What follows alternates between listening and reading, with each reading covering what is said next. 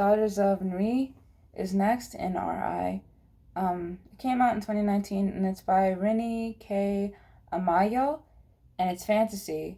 And I have sisters, so I thought I would like this book because I like things about sisters. One of my favorite shows when I was growing up was Charmed. It's still one of my favorite shows, the original one. Um, yeah. So I do still feel like though because this was also one of those books that like I feel like if I had a better frame of reference for African culture, like any culture in Africa at all, a single one other than like the country of South Africa, because all I know about is South Africa as a country. I don't know about any of like the cultures that live there. Um, if I had any sort of frame of reference for that, I feel like I would like these books better. I just don't, so I don't fully get it. Um, so the villagers found a mystical creature, and the Ezi comes to inspect, and he found a golden glowing woman who was an oracle, and Ezi calls her a witch, and she calls him a demon because of his false justice, and she knows he'll kill her. He doesn't like her. Um, she would kill him, but she can't. So the Earth Mother's twins will bring his end. Nala is one of them, and she's about to marry and have babies.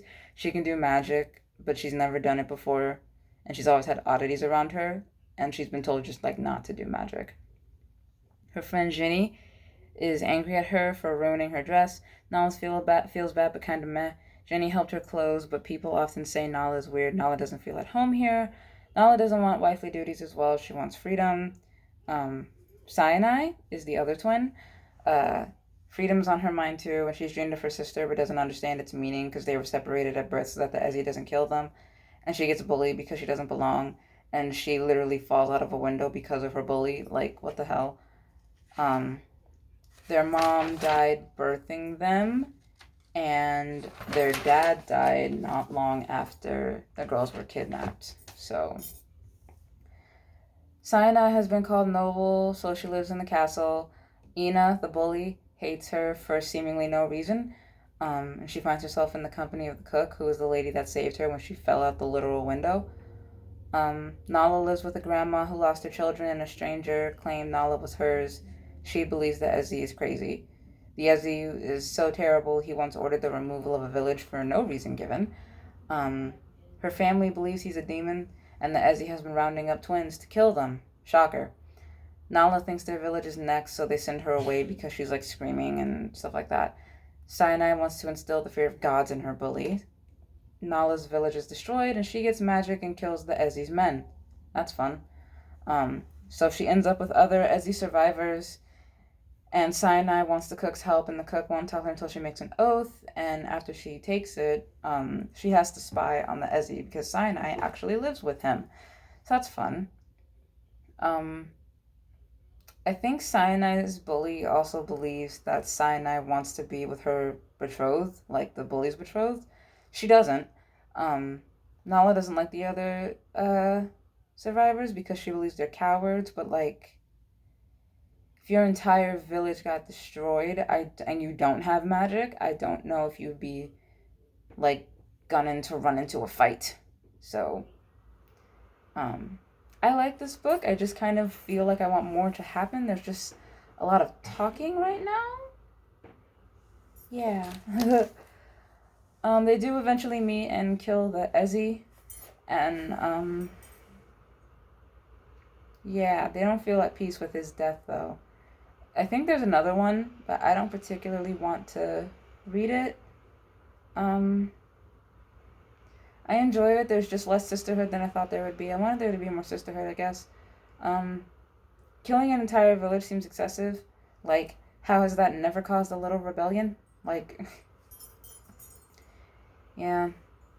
I like the characterizations. Ina is annoying, that's the bully, but most bullies are, notwithstanding attempted murder. Um, like, there's this perception about bullies that we have, just I think in like every country, where like they'll like try to murder someone, and I feel like that's not bullying, that's assault. Like, all of it's bad. All of it is bad. But like, if you try to murder someone, you that those are those are charges. Like, actual legal charges, especially if someone sees you push someone out of a window. Like, that's, like, those, you could be charged as an adult for that, even if you're like 16, I think. And even if you are 16 and they charge you as a child, you're going to be in juvie and then go to an adult facility. Do you think they're going to let you get away with that? Um, yeah. I think the book is good. There's just a lot of middle. Um, yeah. I don't know. There's just a lot of middle in that book. The next one is The Library of the Unwritten, which I was looking forward to, but it turned out to not be what I wanted it to be. It came out in 2019. It's by A.J. Hackwith. I think there are 3 books now, and it came out in 2019. It's a fantasy, so they're librarians, and they catch books when they run off because like the characters in a book like come out of the books and they can like run off and try to go have lives of their own. Unwritten books are a handful because they need to stay in their books on their shelves. The humanity of characters can't be considered because they're characters in a book. Um, Claire is the lead librarian and she keeps books in the best condition until their authors come back. A demon tells her that a book escaped and the author is alive. The library exists in hell but doesn't serve it. Leto is a demon. They don't lend out books. So they go to find Nightfall Unwritten by Amber Guinevere McGowan. And so they have to go to Earth. And Claire gets an assistant called Brevity, and Leto also ends up going with them. Claire's human, by the way. Brevity was kicked out of the Muses Corps, and they all look human on Earth. So they go and get they find the book.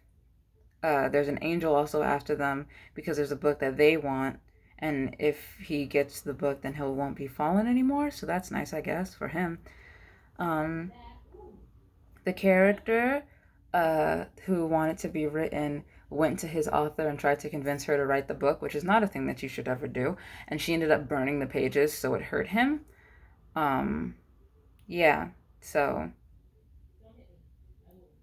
also Leto was also once human. He's just a odd demon now because he's been turned into one. I'm not super into this, even revisiting it. Um, yeah, the hero also can't go back to his book because the damage is too extensive, so that's fun. Um, yeah. The unwritten wing has potential and imagination, which would make demons unstoppable, which isn't fun. The Devil's Bible isn't unwritten. It's not a story. It's an artifact. So she doesn't have it. But they need to go find the book. So they do. They lock down the library for a while, and everybody gets writer's block for a little bit. So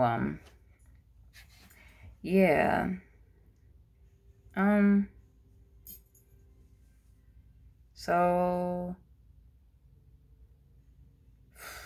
I'm looking for when they find the book because there's like a whole bunch of stuff that happens with like the angel and another dude named Uriel confronting them. They go to find the librarian who lost the Devil's Bible. To find it, Claire will have to listen to the song, but she'll abandon the books. Uriel is suspicious. The creator is removed from society, apparently the creator being God or whatever. Um, Claire looks in the library. There are hellhounds. Claire and Leto are in danger.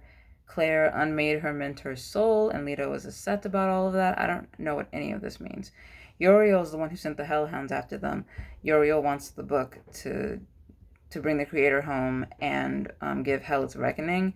And Leto is also remembering his life, so that's fun.